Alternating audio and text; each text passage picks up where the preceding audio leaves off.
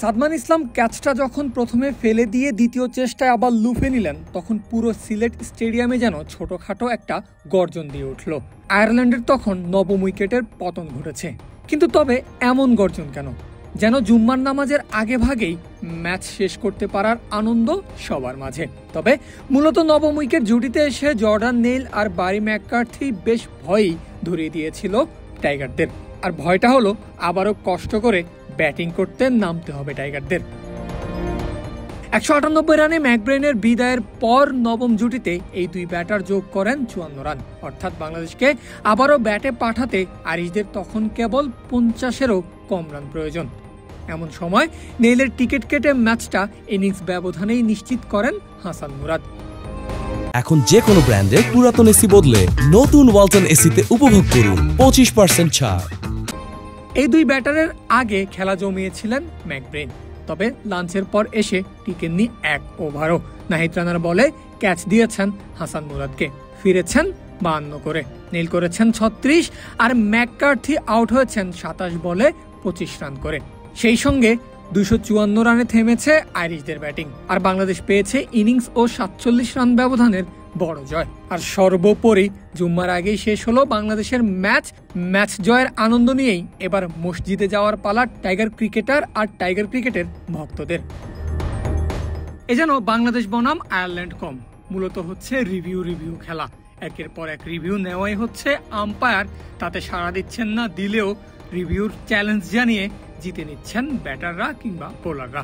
সিলেট টেস্টে চতুর্থ দিনের লাঞ্চের আগ পর্যন্ত খেলাটা ঠিক এভাবেই হয়েছে বলা যায়। 86 রানে 5 উইকেট হারিয়ে তৃতীয় দিন শেষ করে আয়ারল্যান্ড, যেখানে ইনিংস হার এড়াতে তাদের দরকার আরও 215 রান। ম্যাচের পরিস্থিতি বিবেচনায় মনেই হচ্ছিল চতুর্থ দিনে মাঠে নেমে সিলেট টেস্ট জিতে নেওয়া বাংলাদেশের জন্য হবে সময়ের ব্যাপার মাত্র। কিন্তু না, গোলবলের খেলাটা বেশ ভালোই জমিয়ে দিয়েছে আইরিশ ব্যাটাররা। তবে 34তম ওভারের শেষ ডেলিভারিতে তাইজুল ইসলামকে সুইপ খেলতে গিয়ে স্কোয়ার লেগে ক্যাচ দিয়ে ফেরেন ম্যাথু হামফ্রিজ। তিনি করেন 16 রান, তার ক্যাচ তোলেন সাদমান ইসলাম। বাংলাদেশের সিলেট টেস্ট জিততে তখন লাগে মাত্র 4টা উইকেট। টাইগারদের আবারও ব্যাটিংয়ে নামাতে হলে আরিশদের করতে হবে তখনও 185 রান। তবে বাংলাদেশ যখন সেলিব্রেশন সাজাচ্ছে, তখন আবারও একটা বড় জুটি অ্যান্ডি ম্যাকব্রেন ও অ্যান্ডি ব্যালব্রেন মিলে গড়েন 66 রানের পার্টনারশিপ। মাঝখানে একাধিকবার আম্পায়ার তাদের আউট ঘোষণা করেছেন অবশ্য, তবে আম্পায়ারের সেই সিদ্ধান্তের চ্যালেঞ্জ জানিয়ে বারে বারে জীবন ফিরে পেয়েছেন দুই ব্যাটারি। কিন্তু 54 ওভারের পঞ্চম বলে আর শেষ রক্ষা হলো না আইরিশ ক্যাপ্টেনের। হাসান মুরাদের ঘূর্ণি থেকে এবার রিভিউও বাঁচাতে পারেনি ব্যালব্রেনকে। আম্পায়ার্স কলে পড়েছেন লেগ বিফোরের ফাঁদে কাটা।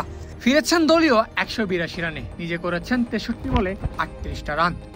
তখনও আইরিশদের দরকার 119।